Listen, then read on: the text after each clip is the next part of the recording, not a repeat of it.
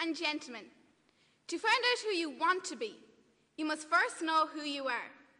In 1961, John F. Kennedy said, "Ask not what your country can do for you, but what you can do for your country."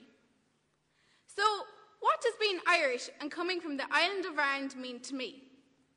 Well, Ireland, since joining the European Union 35 years ago, has been transformed from a largely agricultural society into a modern, technologically advanced economy. In the year 2000, a new millennium brought many new jobs. Unemployment, which had reached 18% in the 1980s, was just a bad dream, as the Irish economy reached as close to full employment as possible. Suddenly, age-old issues of emigration were old hat. Plays like Philadelphia, Here I Come by Bhroin became irrelevant, outdated. Ladies and gentlemen, taking the words of the play's central character, Gara O'Donnell. Now it is all over, and yes, it is all about to begin. Ladies and gentlemen, what is it? Well, in March 2009, it refers to what became known as the Celtic Tiger, now sick and whimpering.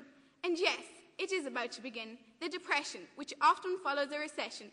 But cheer up, because we will come out of this. We will have a future.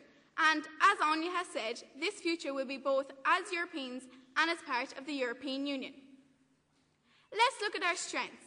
What has helped Ireland throughout our troubled and turbulent history? Ireland's cultural identity, always strong, now needs to be even stronger so that we can maintain our status and confidence in Europe and the European Union. Early Christian Ireland was known as the islands of saints and scholars in what we would call an early Irish knowledge economy. Irish music, storytelling and the native sports of the GAA defined us.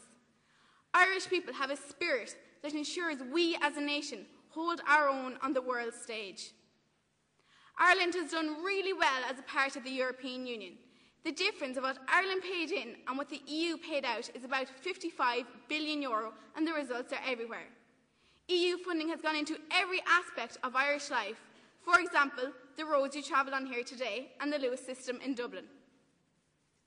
As a 16-year-old girl, I am very grateful to the EU, which have created a fairer and safer environment for my future and for Ireland's future in Europe. Look at your workplace. What has the European Union done for you just in this sector? 1975, Equal Pay Directive for men and women was introduced. 1976, Equal Treatment Directive for men and women. 1979, Social Security Directive, which requires equal treatment against sickness and accidents in work. Have you ever heard of the marriage bar?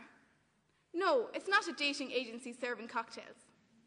This was the employment restriction for women in the civil service up to the EU equality legislation in 1973. Imagine your mother or grandmother had to give up their job because they got married. Safer environment, you say?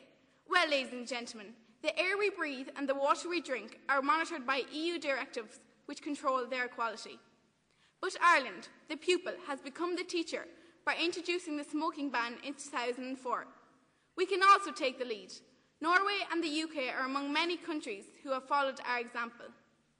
Ladies and gentlemen, in the words of Irish poet Derek Mahon, we contemplate at last shining windows, a future forbidden to no one.